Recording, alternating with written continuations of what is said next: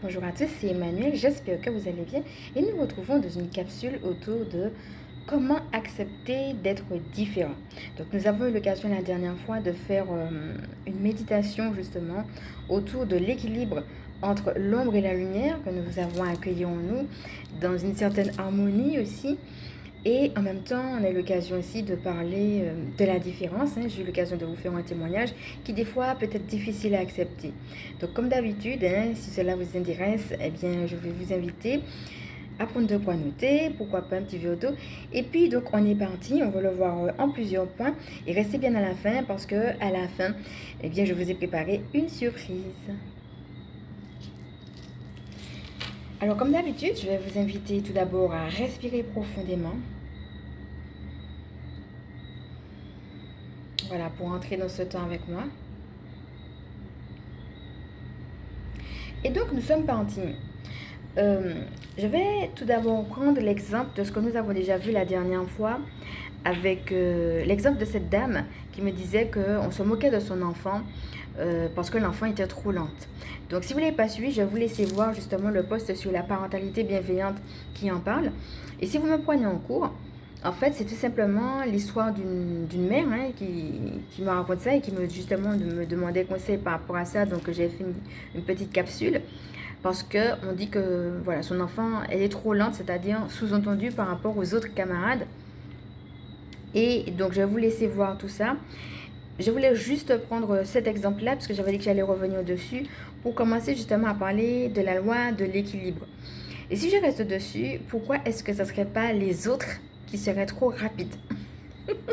Vous voyez, dit comme ça, on a déjà un shift plutôt que de dire je suis trop lent ou ma fille est trop lente ou autre chose. Donc, à chaque fois, adapté par rapport à vous, ce que vous vivez. Et qui vous dit que ce ne sont pas les autres, justement, qui sont trop dans l'opposé de la chose. Comprenez bien, mes amis, il y a la loi de l'équilibre sur cette terre. Et quand il y a trop de quelque chose, ça veut dire qu'il n'y a pas assez d'autre chose. Et donc, Dieu va de toute façon mettre en place un rééquilibrage d'une manière ou d'une autre de la balance. Il y a de plus en plus d'enfants déjà précoces et puis qui viennent avec une sensibilité particulière qui sont plus ceci ou plus cela. On parle par exemple de beaucoup plus d'enfants hyperactifs de nos jours qu'avant. On parle d'hypersensibilité, etc. Donc, il faut vraiment comprendre que s'il y a, alors déjà premièrement parce que la Terre est en train de monter en vibration, donc forcément on arrive avec d'autres codes, puisque le but c'est d'aller vers un monde nouveau. Le monde nouveau, il sera basé sur l'amour, il ne peut pas être basé sur les codes qu'on a connus avant, qui étaient basés sur l'égoïsme, comme j'avais déjà justement parlé dans la vidéo sur la parentalité. Donc forcément, si la Terre est en train de monter, il faut aussi justement que nous-mêmes nous montions, et ça c'est l'amour qui va nous y aider. Donc, s'il y a eu trop de manque d'amour, eh ben, c'est normal que maintenant, les enfants, justement, soient plus sensibles aux choses spirituelles. Ça ne veut pas dire qu'ils ne l'étaient pas avant, mais peut-être qu'il y a plus de sensibilité aux choses spirituelles de nos jours, et puis plus, justement, d'être de lumière aussi, c'est-à-dire de gens qui viennent avec une finesse particulière, une connaissance particulière de certaines choses spirituelles, que peut-être que nous, on a appris sur le tard, peut-être quand on était adulte, peut-être qu'il nous a fallu faire des formations ou entendre des informations pour engranger certaines choses. On a l'impression que les enfants le connaissent déjà, c'est parce que ça vient d'ailleurs, nous venons tous de la source, mais quand ils sont venus ici, c'est comme s'ils avaient des réminiscences de certaines choses et qu'ils n'ont pas besoin de les apprendre. Mais on a besoin justement de ces enfants, justement, pour aller vers autre chose. On ne peut pas aller vers quelque chose de neuf sur quelque chose d'ancien. On a des codes qui sont anciens par rapport au monde justement qui est en train de s'effondrer, avec ses codes à lui, basés sur l'égoïsme. Et c'est comme si, je dirais, Dieu a encodé les enfants avec des choses. De toute façon, on les a déjà dans la source. Mais c'est comme si eux, ils n'ont pas oublié certaines choses. Ils viennent avec déjà ça, qui fait qu'on se dit, waouh, mais ils sont hypersensibles. Et après, la façon dont ils sont hypersensibles va se manifester d'une manière. C'est-à-dire que cette hypersensibilité va se manifester par de l'hyperactivité ou autre. Bon, ce n'est qu'un exemple. Et je ne dis pas non plus que tous les enfants hyperactifs sont forcément dans cette sensibilité-là. Encore une fois, ce n'est qu'un exemple. Donc, gardez bien votre discernement. Mais c'est pour montrer en fait que au-delà du symptôme, il y a quelque chose de plus profond. Mais c'est la volonté de Dieu aussi de venir rééquilibrer la balance. Peut-être qu'il y a eu des gens qui sont trop dans la compétitivité et du coup, ils sont pas assez sensibles à l'humain tout simplement. Ils sont pas assez humains, ils sont pas assez dans l'amour, donc forcément, après ça donne des gens qui sont dans des hyper sensibilité, hyper émotivité, etc. Mais c'est parce qu'à un moment donné, eh ben, il y a quelque chose de l'ordre de l'humain, de la normalité, qui n'a pas été suivi correctement. Donc, si je reviens juste à cet exemple-là, il y a un contrebalancement de voir que, mais oui, mais ma fille, elle est trop lente, donc c'est par rapport à un référentiel extérieur. Mais peut-être que c'est le référentiel extérieur qui est trop dans la rapidité, qui est trop dans la compétitivité. Et justement, ce trop-là va faire que, oula, attends, mais il y a un problème là. Hein. Vous allez trop rapidement, vous passez à côté de certaines choses. Donc là, par le ralentissement que vous allez voir de notre rythme, hein, d'une autre personne, il y a une interpellation là. Et cette interpellation, ce ne sera pas forcément pour la personne de qui on dit, oui, non, mais elle a un problème, hein, elle est trop lente. Ce sera peut-être de l'autre côté. Cette dynamique de, ben oui, mais je suis plus lente, c'est peut-être l'occasion de voir, est-ce que le rythme qui est là est le bon? Est-ce qu'il est adapté? Est-ce que ça permet justement aux gens de se ressourcer, de s'écouter eux-mêmes, d'être dans une dynamique de douceur avec eux-mêmes et avec les autres? S'ils ont tout le temps des choses à faire, tout le temps des activités qui sont tout le temps rapides, eh bien, il y a de très fortes chances qu'il n'y ait pas le temps de faire cette introspection qui pourtant est nécessaire. Donc voilà, ça va nous amener à un deuxième point qui est justement ce que le défaut permet. Par exemple là, encore une fois, ce n'est qu'un exemple, mais le ralentissement à soi-même permet d'être plus à l'écoute de soi. C'est pas la même chose quand on dit j'ai un défaut que quand on dit mais voilà ce que ce défaut-là me permet aussi. Encore une fois, un défaut parce que d'autres ont décidé que c'était un défaut. Hein. Mais voilà comment moi ça me permet de me positionner. Par exemple, si je suis plus en ralentissement de mes mouvements et de mon rythme, eh bien cela va me permettre par exemple de davantage être à l'écoute de moi-même, à l'écoute de mes émotions. Et si j'avais un rythme effréné, j'aurais pu moins le faire. Donc ça va dans les deux sens, que c'est véritablement une interpellation par rapport aux autres, mais aussi eh bien, de voir l'inverse de votre défaut. Qu'est-ce que ce défaut-là vous permet justement de développer comme qualité. Alors si c'est un défaut, comme je disais dans la première vidéo, ça ne veut pas dire qu'il ne faut pas s'en occuper, mais ça veut dire aussi que il y a une autre façon de voir les choses, plutôt que de rester centré sur l'aspect négatif du problème. Et encore une fois, l'aspect négatif, c'est l'extérieur qui décide qu'il est négatif. Alors, il y a aussi autre chose, c'est que quelque chose qui est vu comme un défaut va obliger les autres à développer une qualité particulière. Dans la dernière vidéo, je vous avais parlé par exemple de mon homosexualité et je me souviens justement que le divin me disait ça en fait, ça oblige les gens à se rendre compte que la différence existe. Ça oblige les gens à travailler sur leur tolérance. Ça oblige les gens à peut-être se dépasser. Est-ce que je peux aimer une personne qui est différente? Donc, en fait, c'est de voir encore une fois comment vous pouvez être une interpellation, mais pour l'amour. Il ne faut pas toujours voir les choses au rabais.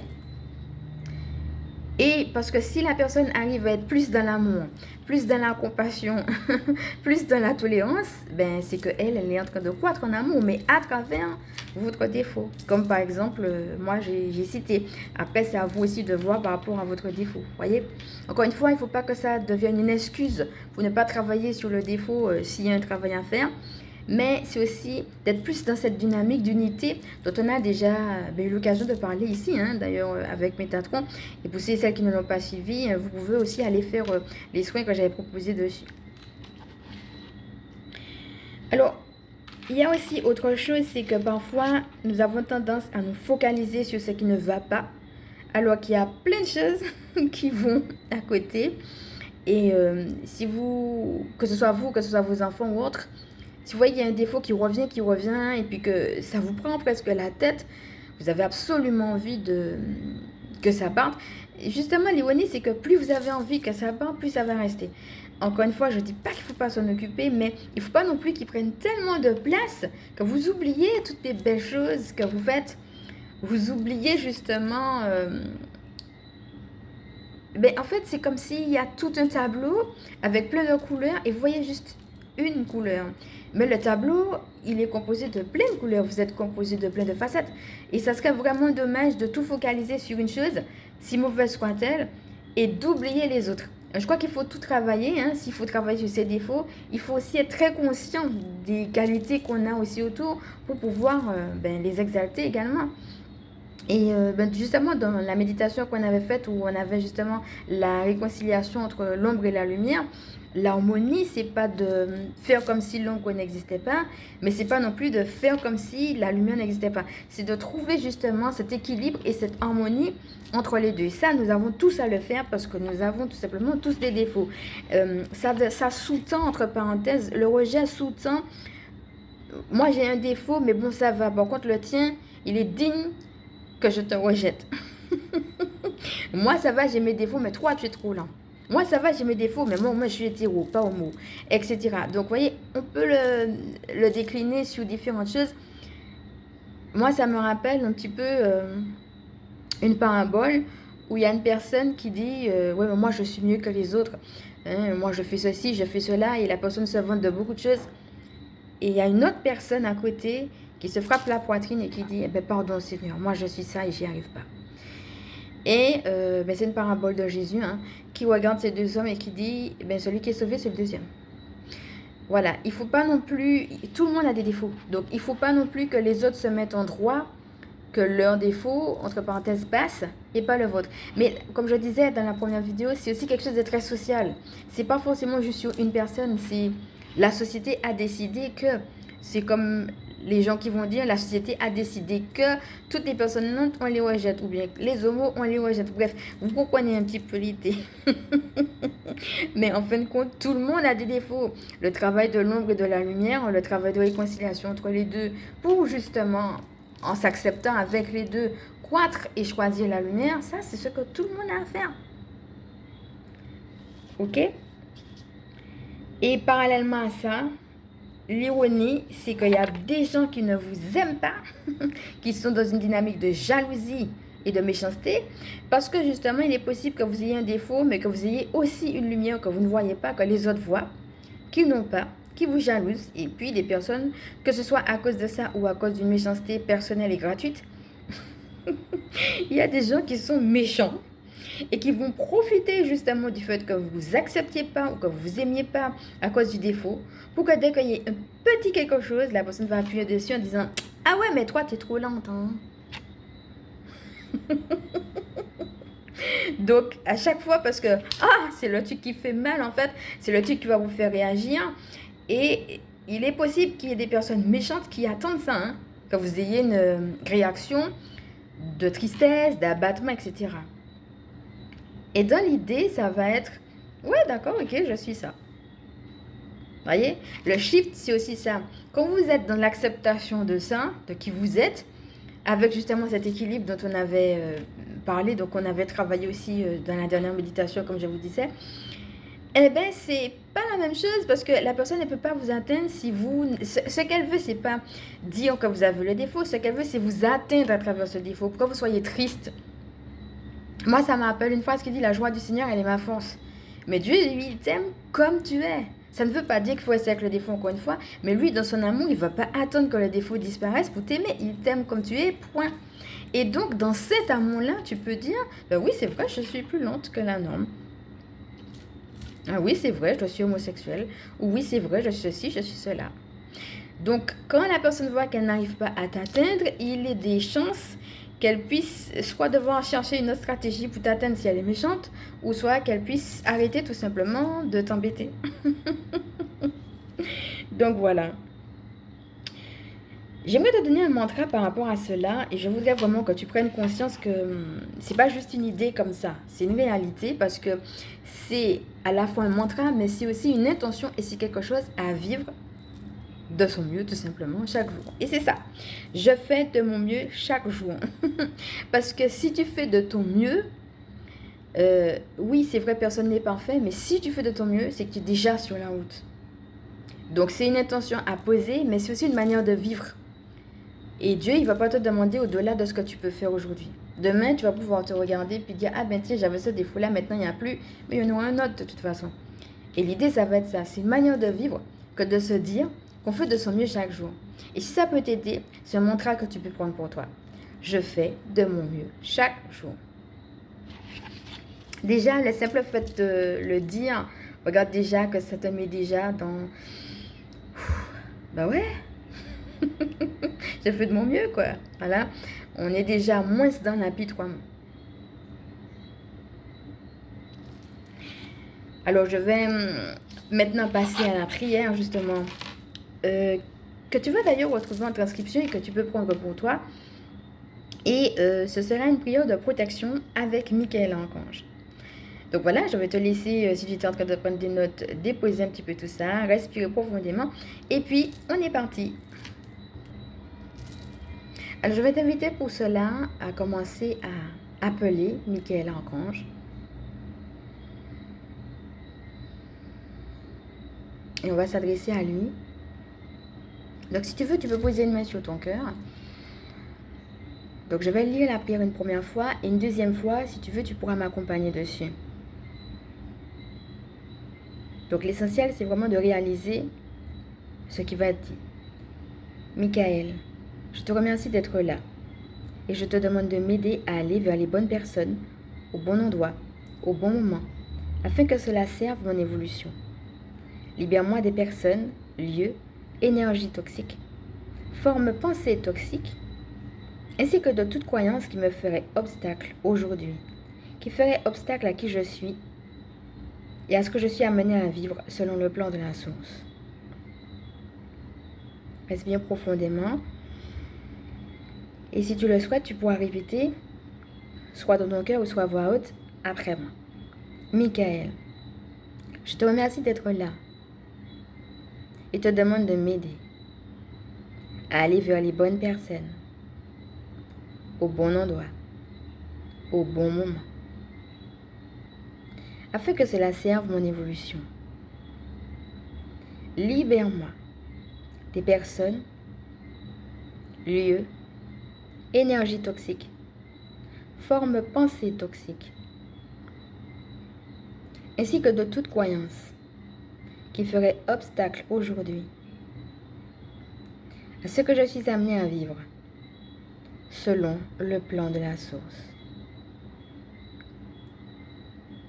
Maintenant, je te propose de rester un moment en gratitude.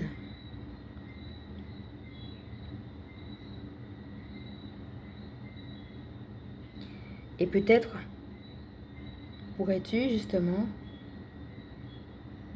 si tu en as envie, lui confier des choses plus personnelles, des situations plus personnelles, si tu as envie de les préciser. Et puis rester un moment avec lui, en silence, peut-être dans un échange, recueillir sa guidance, ses conseils. En sachant que bien sûr, tu peux l'appeler à tout moment si tu vis des choses comme celle-ci.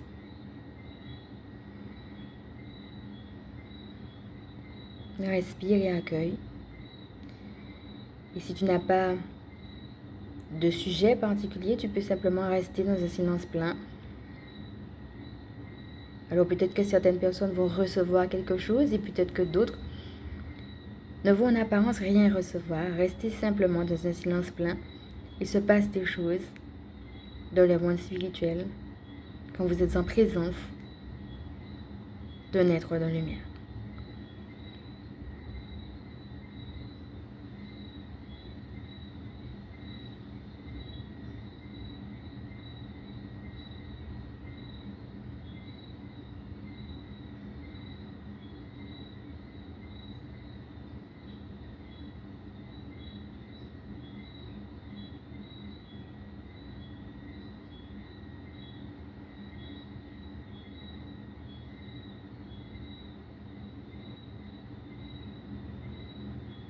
Et moi-même, je vous soutiens de mes plus belles intentions, de ma plus belle énergie, dans ce que vous vivez.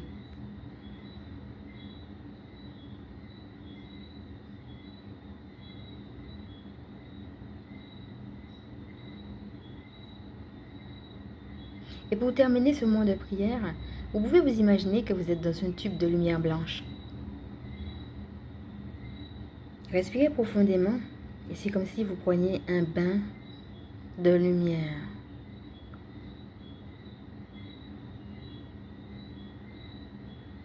Qui venait comme ôter les dernières scories, les dernières choses qui venaient peser et qui étaient devenues trop lourdes pour vous. Vous respirez profondément. Vous vous savez aimer. Et vous êtes en gratitude. En gratitude pour cette lumière. En gratitude pour Michael. Et si cela vous est possible, en gratitude également pour l'expérience, si douloureuse soit-elle.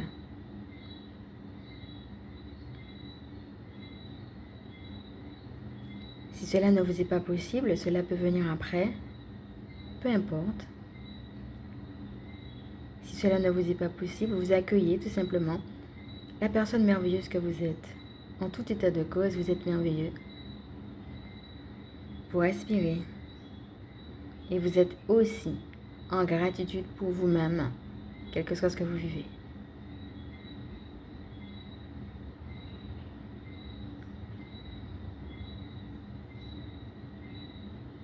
Avec tout l'amour de Michael Archange, avec son énergie bienfaisante, éventuellement avec son message si vous en avez reçu, et cela peut venir également par la suite dans la vie, par une synchronicité ou tout autre moyen. Vous allez pouvoir prendre une dernière respiration et par votre intention, revenir tranquillement. À vous, les pieds dans les pieds, les mains dans les mains, la tête dans la tête. Vous êtes ici et maintenant. Si vous en avez envie, vous pouvez profiter pour écrire peut-être. Si vous avez reçu une idée, une guidance particulière, vous pouvez écrire. Et comme je vous disais, ça peut venir aussi après. Donc n'hésitez pas non plus à écrire pour pouvoir revenir, que ce soit en prière ou tout simplement en action de grâce aussi. Parce que les anges sont prêts à nous aider. Voilà, je vous remercie d'avoir suivi ce petit temps avec moi qui est maintenant terminé. Pour ceux et celles qui ne me connaissent pas, je suis Emmanuelle, je suis chamane et ma mission de vie consiste à permettre aux énergies sacrées de s'intégrer dans nos vies humaines. Alors maintenant, si cela t'a plu, je vais t'inviter à liker. Si tu penses que ça peut aider d'autres à partager, bien entendu, si tu le souhaites, à t'abonner. Je te fais de gros bisous et je te dis à bientôt.